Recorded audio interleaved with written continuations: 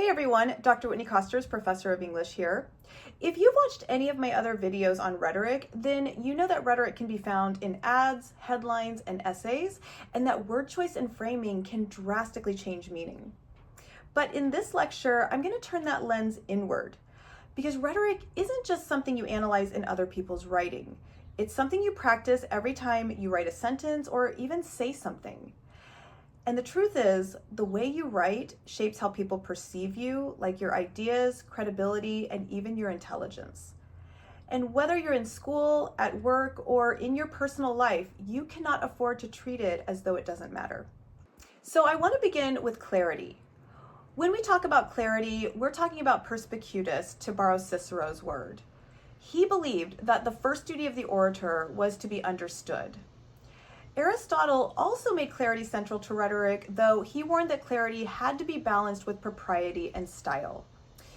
In other words, your words should be plain enough to be grasped, but shaped enough to hold attention. So history gives us examples of what happens when clarity fails and when it succeeds. In 1986, the Space Shuttle Challenger exploded shortly after takeoff. Investigators later discovered that engineers had expressed concerns about the O-rings, but their warnings were buried in overly technical, abstract memos. The language was dense, full of jargon, and really easy to dismiss. And so decision makers didn't grasp the urgency, and the result was catastrophic. That's not just a writing problem, that is a rhetorical failure with life and death consequences. Now think of Abraham Lincoln's Gettysburg Address. 272 words, no jargon, no waste, and yet those words reframed the meaning of the Civil War and gave the nation a new vocabulary for sacrifice and democracy. Words can fail, but they can also heal, inspire, and recreate the world. So clarity is not just cosmetic. In some ways, it can be ethical. So how do you actually write with clarity? Aristotle insisted that words should be, quote, fitting and ordinary, unless the subject called for something elevated. Cicero echoed that the best style is the one that doesn't call attention to itself, because the moment the reader notices your style more than your meaning, persuasion begins to fail. Practically, this means keep your subject and verb close together. Avoid unnecessary abstraction and prefer concrete nouns and active verbs. So a sentence like, due to the fact that the committee was not able to come to a consensus, the policy was delayed, becomes, because the committee couldn't agree, the policy was delayed. Same meaning, but different effect. Now let's turn to concision. Every extra word you add dilutes your force. Aristotle noted that brevity helps speech avoid tedium. Quintilian warned against tumidity, or swelling your sentences with more than they can bear. Steve Jobs gave us a modern example when he introduced the iPod. He didn't say, we've designed a revolutionary device that holds 1,000 compressed MP3 files with a 10-hour battery life. He said, 1,000 songs in your pocket. So concision is not only economical, it's powerful, and it can create memory. So what I'm trying to say here is be concise and cut filler phrases. Replace inflated words with simple ones. And read your sentences aloud to hear their natural rhythm.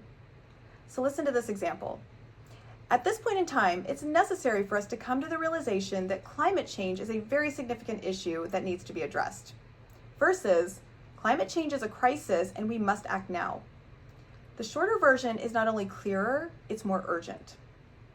But here's the trap that many students have been taught: the illusion of sounding smart.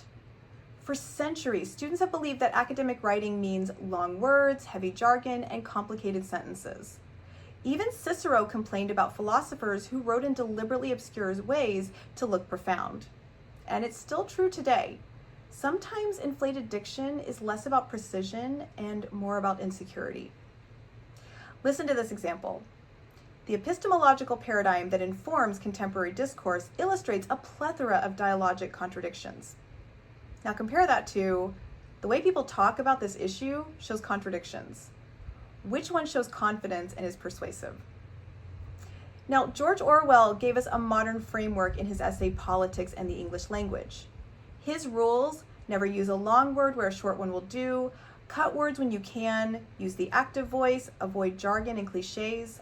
Those are not rules for beginners. They're rules for serious thinkers who know that clarity is courage. Orwell understood that when words become inflated, meaning collapses, and when that happens, persuasion fails. That brings us to the idea of voice. Aristotle stressed that words should be fitting and clear, while later rhetoricians developed the three styles: plain, middle, and ground. The plain style aimed for clarity and directness, the middle style added rhythm and ornament to sustain attention, and the grand sought to move an audience with passion. Cicero believed the great orator should command all three, adjusting tone to purpose and audience. Think of Swift's A Modest Proposal, biting, satirical, absurd, and Orwell shooting an elephant, conflicted and painfully honest. Think of Martin Luther King Jr., rhythmic, prophetic, unforgettable. Each projects a distinct voice. It's persuasive in its own way. Voice is not just sounding like yourself, it's the rhetorical identity of your project. In your professional life, voice determines whether people hear you as credible, arrogant, hesitant, or confident. Consider these two emails. I think maybe we could consider starting this project soon, versus let's begin the project this week. I'll send the first draft on Friday. Both emails are polite, but one sounds uncertain. The other sounds like leadership. And that difference is voice at work. And here's where it becomes immediately relevant to most people. You are writing all the time. Texts, DMs, emails, captions, posts. Every one of those choices sends signals about who you are. So a vague text like, IDK, maybe we should hang later, feels very different from, want to meet at 7 at the coffee shop? Same intention, but the second version sounds clear, confident, and easy to respond to. Or look at social media.